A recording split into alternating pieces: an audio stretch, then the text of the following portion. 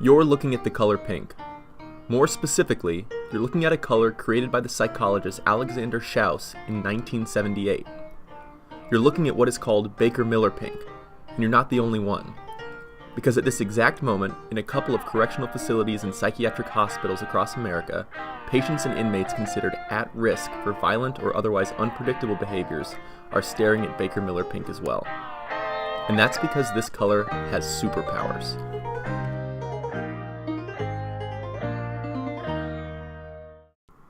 While doing research on the effect of different shades of pink on the human endocrine system, Schaus discovered that by holding a poster painted that exact shade of pink, a color he initially dubbed P618, there would be a marked effect on lowering the heart rate, pulse, and respiration as compared to other colors. And so at this point, Schaus did what any self-respecting psychologist would do.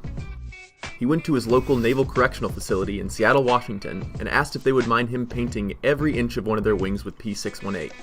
And, like any self-respecting heads of a Naval Correctional Institute, the directors, not so coincidentally named Baker and Miller, let him. It worked.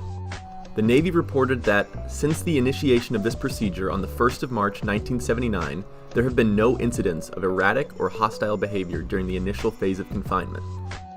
And it got even better. Schaus estimated that inmates needed only 15 minutes with the color to have their feelings of violent or aggressive behavior reduced.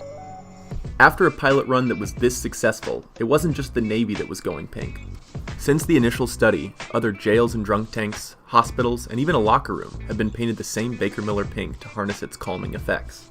Describing the phenomenon, Adam Atler, a professor of marketing and psychology at NYU, wrote in his book Drunk Tank Pink that colors can shape how people think, feel, and behave, saying, "Many of these associations have biological origins, which explains why they cut across cultural barriers and seem to apply quite broadly."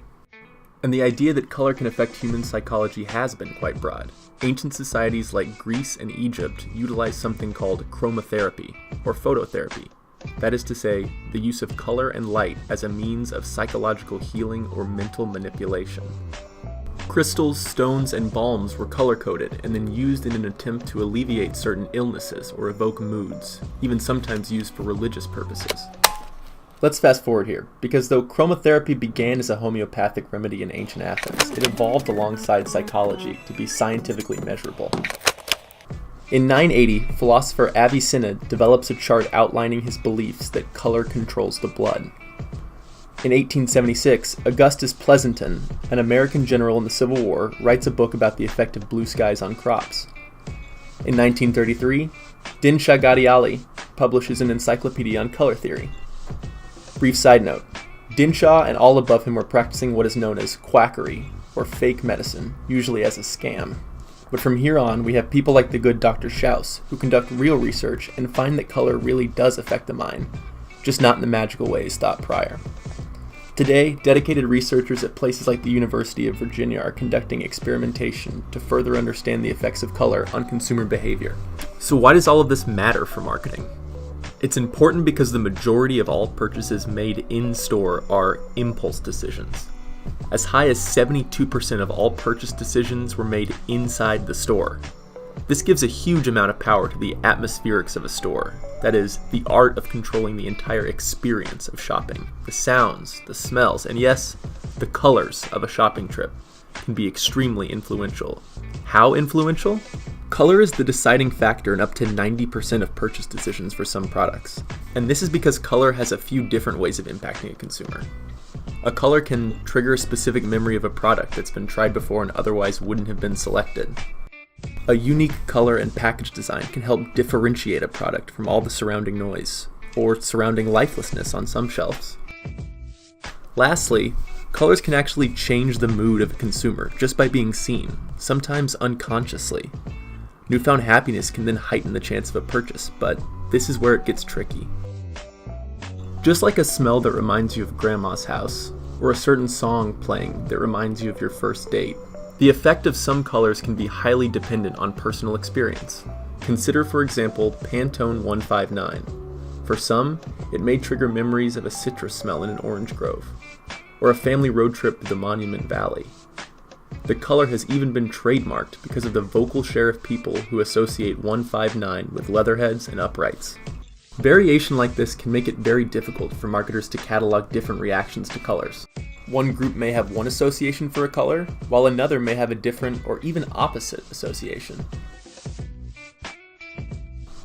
Though it's difficult to market individually using color, there are some macro effects that have been shown to cause reactions at basic levels. A study in 1970 concluded that blue placebos were perceived to be more effective than red if the pill was supposed to be a depressant, and vice versa for a pill that was supposed to be a stimulant. The same effect has been measured in the world of consumer behavior.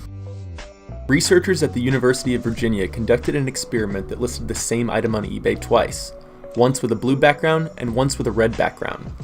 They observed that the red item fetched far more aggressive and frequent bidding than the blue.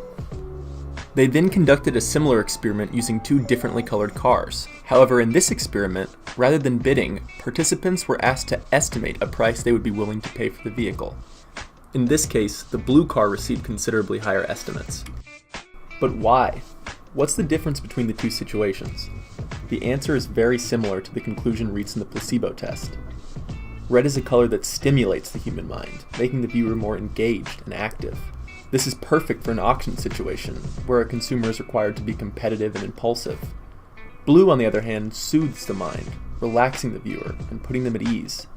While this is unsuccessful for auctions, it's perfect for negotiation, like the car scenario, in which a consumer is required to be measured and focused rather than quick and brash. What we see in these experiments is the appearance of a product subconsciously affecting the mental state of a consumer. And that's the whole point of all of this. Because if we can show that simple color changes like this have big effects on the consumer, how else are we being sold to? Changes to products that you may see as insignificant have been carefully planned, the right shade of yellow selected, the right shelf chosen, all to make you spend just a little more money. And if this makes you worried that everyday things you take for granted can be harnessed to involuntarily affect your subconscious, just relax. Because you're looking at Baker Miller Pink, and you're already feeling just a little bit calmer.